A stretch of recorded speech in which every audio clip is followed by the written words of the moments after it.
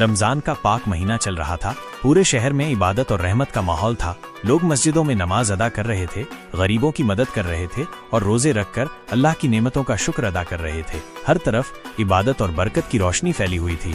इसी शहर में एक नौजवान लड़का रहता था जिसका नाम रिजवान था। उसकी माँ बहुत बुजुर्ग और कमजोर हो चुकी थी, लेकिन फिर भी वो अपने बेटे की हर जरूरत का ख्याल रखती थी। वो अपने बेटे से सिर्फ थोड़ा प्यार और इज्जत चाहती थी, लेकिन रिजवान को इससे कोई मतलब नहीं था। रिजवान दिन भर दोस्तों के साथ घूमता रहता, फिजूल खर्ची करता और जब घर आता तो अपनी माँ से बदतमीजी करता। अगर उसकी माँ कुछ कहती तो वो गुस्से से चिल्ला उठता, मुझे तंग मत किया करो अम्मी, हर वक्त नसीहत मत दिया करो।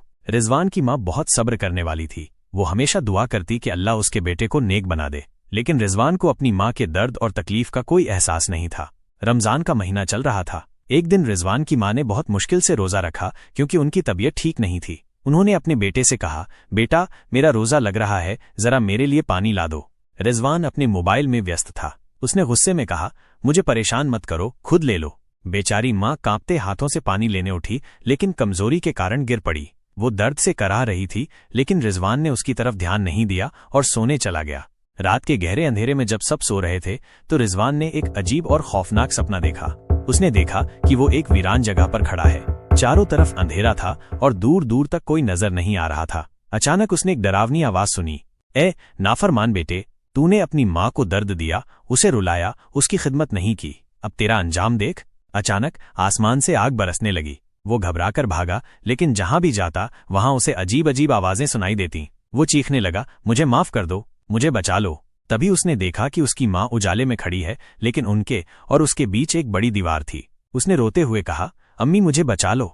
उसकी माँ ने दर्द भरी आवाज में कहा, बेटा जब मैंने तुझसे पानी मांगा था, जब मैंने तुझसे प्यार मांगा था, तब तूने मेरी आवाज नहीं सुनी। आज तू तकलीफ में है, लेकिन अब मैं तेरी मदद नहीं कर सकती। इतना कहते ही उसकी माँ गायब हो गई और चारों तरफ अंधेरा छा गया। तभी एक जोरदार बिजली गिरी और वो डर के मारे जाग उठा। रिजवान पसीने में भीगा हुआ था। उसकी सांसें तेज चल रही थीं। उसने देखा कि उसकी माँ अभी भी फर्श पर पड़ी थी, बहुत कमजोर और बीमार। उसकी आंखों में आंसू आ गए। उसने दौड़कर अपनी माँ को उठाया और रोते हुए कहा, अम्मी मुझे माफ कर दो, मैं बहुत बुरा बेटा था, लेकिन अब मैं बदल जाऊंगा। उसने अपनी माँ को पानी पिलाया, उन्हें सहारा देकर बिस्तर पर लिटाया और उनकी पूरी देखभाल करने लगा।